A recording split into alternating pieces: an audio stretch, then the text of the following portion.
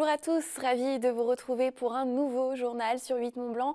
Voici tout de suite les titres de ce mercredi 17 février.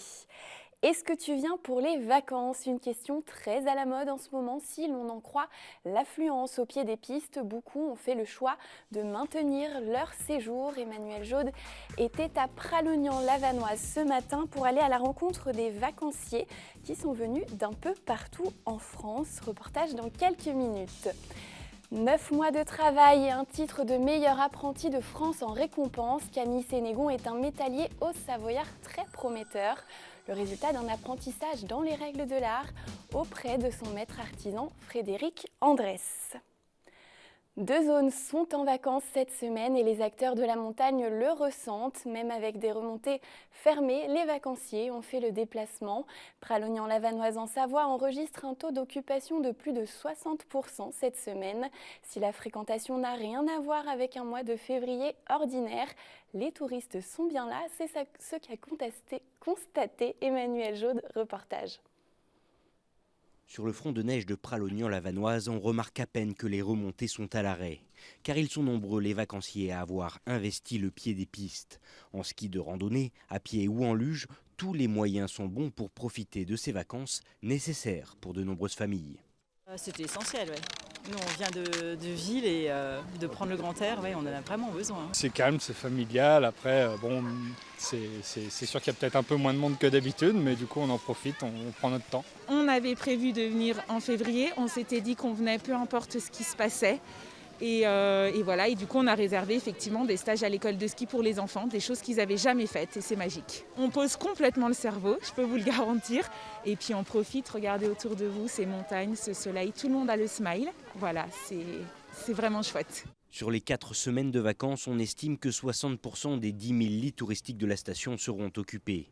Un chiffre qui, s'il est bien en deçà d'une année normale, reste de bon augure pour le village qui a tout mis en œuvre afin de satisfaire une clientèle sans domaine skiable alpin. C'est une belle surprise, c'est vrai que ça fait plaisir de voir un peu de monde dans la station. C'est vrai qu'en janvier ça a été assez calme. Et puis là on peut quand même accueillir les piou-piou après, donc c'est vrai que ça nous fait pas mal de monde. Sinon on propose quand même pas mal d'autres groupes pour les plus grands. Les raquettes, le ski de fond, la randonnée. Donc c'est vrai que les gens sont très contents parce qu'on a pas mal d'offres à leur proposer malgré la fermeture des remontées mécaniques. Et puis en plus là on a le soleil, la neige, donc c'est tip top. Grâce à la clientèle française, on garde donc le sourire en station. Car même si cet hiver reste particulier, il s'agit aujourd'hui de penser à l'avenir. Ça sera difficile pour cette saison, mais c'est vrai qu'à Pralognan, on a une clientèle fidèle, donc on se doit d'être là pour eux, de tout faire pour qu'ils passent de superbes vacances. Et puis voilà, de penser à l'hiver prochain. On est dans des démarches de fidélisation aussi de notre clientèle. Donc voilà, il faut essayer de se projeter dans l'avenir. C'est sûr que cette année, cet hiver, ça c'est difficile, bien sûr, comme dans beaucoup de stations malheureusement. Mais voilà, l'idée c'est de se projeter, c'est d'y croire et puis garder le cap. Si le contexte sanitaire reste donc dans les esprits, la bouffée d'air procurée par la montagne aura toutefois séduit de nombreux Français qui continuent toujours d'affluer dans nos départements à la recherche de l'or blanc. Depuis bientôt 1 an, le monde de la nuit est à l'arrêt. Les discothèques sont fermées depuis le 15 mars dernier. Près d'un tiers ne rouvriront jamais. 430 établissements ont déjà mis la clé sous la porte selon le syndicat national. À Chambéry, le Carré Curial est le centre névralgique de la vie nocturne chambérienne. Fanette de Buisson a rencontré les gérants de 4 bars et discothèques. Reportage. C'était le monde d'avant. Celui où le Carré Curial vibre chaque week-end, où les terrasses se remplissent. Mais depuis bientôt 1 an, elles sont vides, les discothèques totalement à l'arrêt. Le seul répit, l'ouverture accordée aux bars du 2 juin à fin octobre.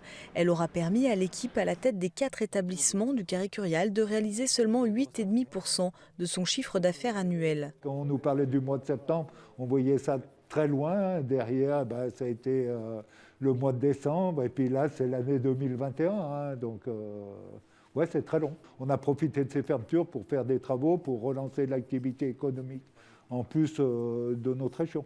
Déjà, le monde de la nuit était très éprouvé par différentes mesures, comme la loi anti-fumeur, qui est bien, comme aussi certains contrôles, etc. Donc il y avait et puis l'ouverture de certains bars à bière en périphérie, donc il y avait une diminution de l'activité discothèque, hein. Je pense de 20 à 30%, hein, c'est les chiffres de la SACEM. Donc nous, on a l'avantage d'être en centre-ville, donc il y aura toujours une activité étudiante. Il aura fallu de longs mois pour que le système d'aide s'aligne sur les besoins du secteur et se simplifie. Pour y voir plus clair, les professionnels se font accompagner à ce sujet par un avocat. Sur les 600 000 € de frais fixes annuels, 200 000 € seulement ont été pris en charge. Les 45 salariés bénéficient du chômage partiel et 300 000 € de prêts garantis par l'État ont aussi été souscrits. Oui, parce que déjà nous, on n'a pas l'habitude de faire des dossiers comme ça. Et donc il y a eu le premier confinement, c'était un volet 1, volet 2, donc il fallait pas dépasser tant de chiffre d'affaires, pas tant d'employés. Si on fait des bénéfices, on n'a pas le droit. Après, il y a eu un nouveau décret qui est sorti au mois de juin pour les 15 000 € par établissement, sauf que c'était 15 000 € par entreprise, et nous, dans notre cas, en fait, c'est une entreprise qui chapeaute 3 fonds de commerce. Après, il y a eu le décret de décembre, les 20%, ça permet de tenir l'établissement fermé. Plus, n'oublions pas le chômage partiel qui fait du bien aussi. Donc voilà, après il y a eu l'aide de la région sur l'investissement et il y a aussi l'aide de la mairie. L'équipe mise maintenant sur la vaccination pour espérer rouvrir enfin ces discothèques. Pour l'heure, aucune date d'ouverture n'est annoncée, le rideau reste fermé. En bref, une vaste consultation citoyenne a débuté mardi à Annecy. La ville enquête sur les besoins sociaux des habitants, logement, santé, services aux familles. Sur toutes ces thématiques, vous avez la parole. Si vous souhaitez vous exprimer, un questionnaire est disponible sur le site jeparticipe.annecy.fr.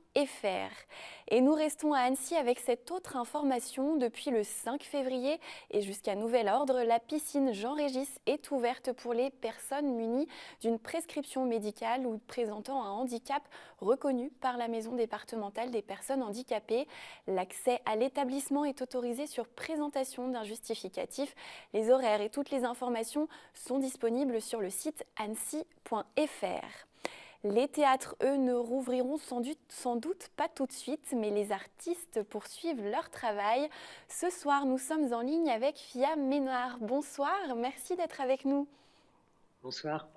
Vous êtes auteure, comédienne, danseuse, vous dirigez la compagnie Non Nova.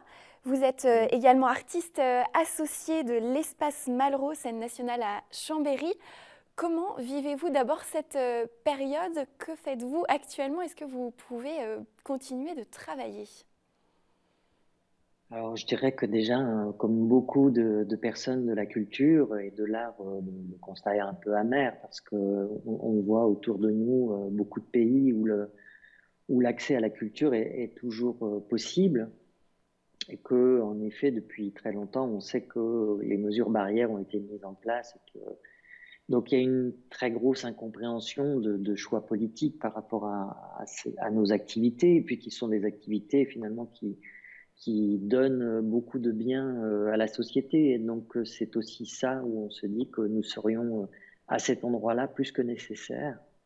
Alors, bien sûr, d'un autre côté, nous continuons, nous, à travailler, hein. On n'hésite pas à faire que nous pouvons continuer à chercher, écrire, travailler. Et je pense que cette période-là, en plus, nous donne beaucoup de sujets et d'envie de dialoguer avec le public. Donc, on essaye d'imaginer finalement au moment où on va pouvoir revenir dans ce dialogue, peut-être même on peut espérer presque un corps à corps avec le spectateur, pouvoir apporter aussi, nous, notre contribution, une contribution de plaisir, mais aussi d'interrogation, et puis de continuer à penser dans les deux sens du terme cette situation. Vous êtes plutôt actuellement dans la création du coup? Alors actuellement, avec la compagnie Non Nova, nous sommes en pleine création. Là, je vous parle depuis Nantes, depuis nos ateliers, où nous sommes en train de travailler à la création de la trilogie des contes immoraux pour Europe, qui est donc une trilogie qui va sortir au mois de mai prochain, mi-mai prochain, à Vienne, au festival du Wiener Beschworen. Et nous sommes actuellement voilà, dans la partie d'écriture, recherche. Et je dois dire que heureusement, c'est pour nous ce plaisir d'avoir cet atelier à Nantes avant de venir retrouver voilà, les habitants de Chambéry, la région de Annecy aussi, avec lequel nous avons créé des liens depuis tant d'années. Donc c'est vrai que nous ne travaillons que pour l'instant dans la perspective de dire un jour nous allons rencontrer le public. Donc, mais la création se fait et vous aurez encore bien des surprises après cette maison mère, le temple père et la rencontre interdite. J'imagine que c'est difficile, vous parlez beaucoup du public, c'est difficile d'avancer un petit peu à l'aveugle finalement sans avoir son retour, cette communion aussi avec le public que vous pouvez avoir sur scène. Oui, bien sûr. Lorsqu'on fait du théâtre, on fait un choix de on fait un choix de dialogue avec le public, on fait un choix aussi. Quelque chose qui ne fonctionne pas avec l'image, c'est quelque chose qui est un rapport direct du dialogue à notre humain. Donc c'est aussi à cet endroit-là que la frustration est très grande. On sait très bien qu'actuellement, il y a cette nécessité de retrouver, de renouer le dialogue. Et le théâtre est une rencontre éphémère. C'est une rencontre qui se passe à chaque fois lors d'une soirée, lors d'une représentation. Et celle-ci se fait aussi dans la rencontre entre à chaque fois un spectateur et un acteur. Donc c'est à chaque fois un autre spectateur qui rencontre l'acteur. Et c'est primordial. C'est ce qui fait que on ne fait pas du cinéma ou on ne fait pas finalement une forme sur un principe d'écran. On est vraiment dans ce moment où on touche le corps. Je peux vous en parler puisque mes pièces en général sont un portrait, un rapport à créer une sorte de relation avec le corps du spectateur. Et c'est vrai que ça, il n'y a que le moment de la représentation qui le permet. Et puis, c'est le moment aussi peut-être d'un beaucoup plus intime, puisque ça se passe entre les yeux et les yeux dans cet espace-là. Ça ne se passe pas ailleurs. C'est aussi une histoire qui se crée sur... On a de tout petits soucis de connexion, on s'excuse pour la qualité, on arrive quand même à saisir la majeure partie de votre propos.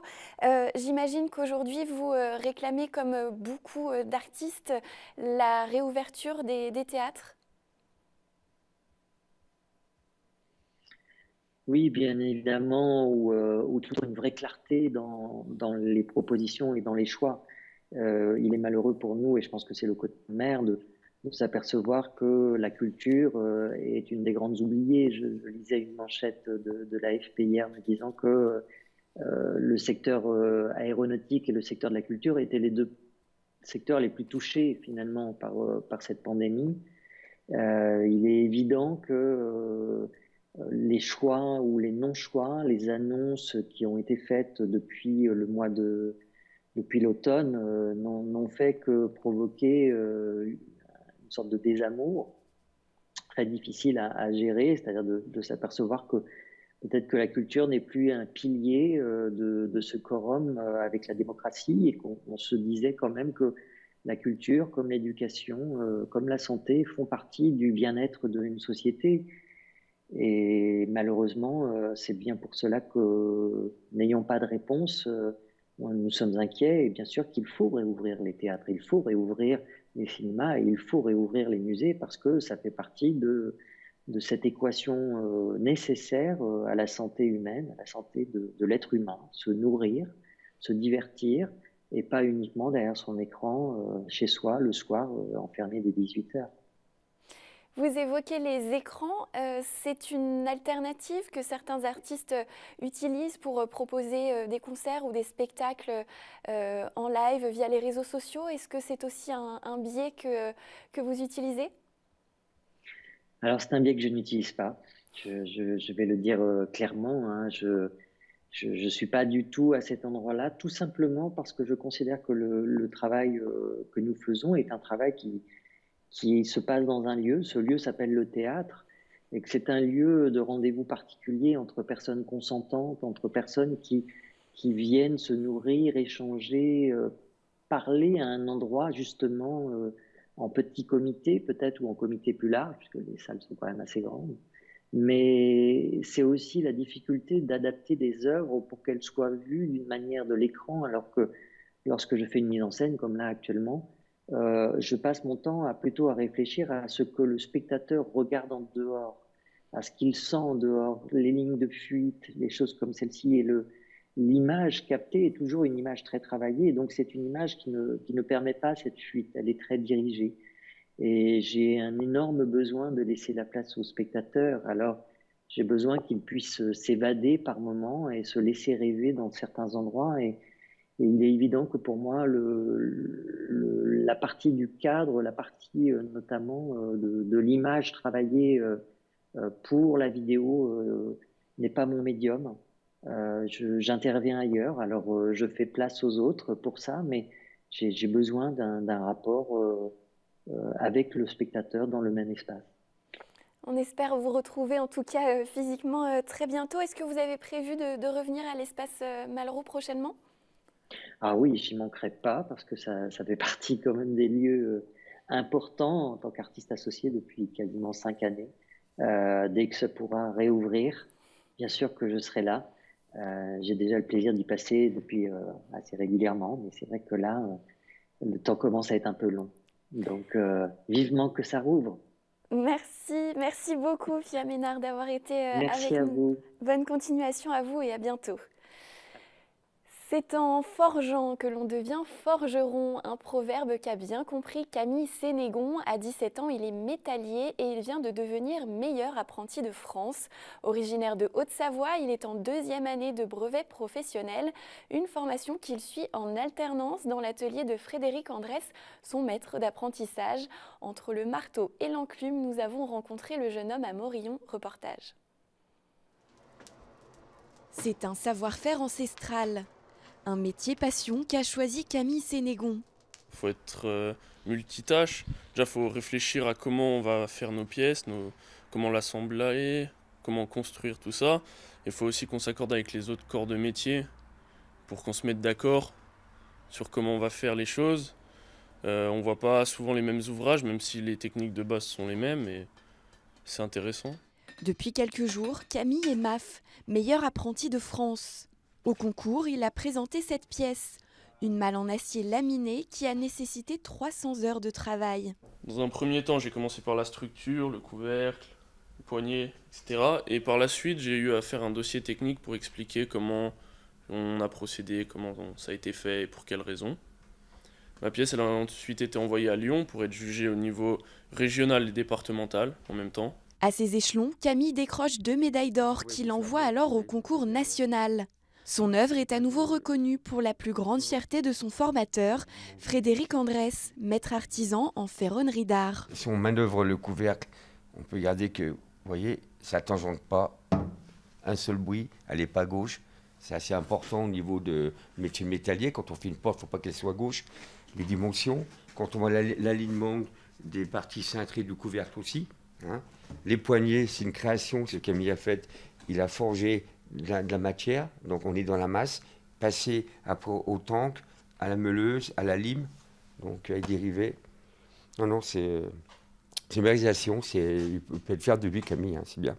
Fierté, passion, transmission. Dans son atelier Saint-Martin de Morillon, Frédéric enseigne bien plus qu'une profession à ses 2 jeunes apprentis. Si tu as un jeune apprenti, pour qu'il apprenne, il faut que le maître d'apprentissage soit à ses côtés.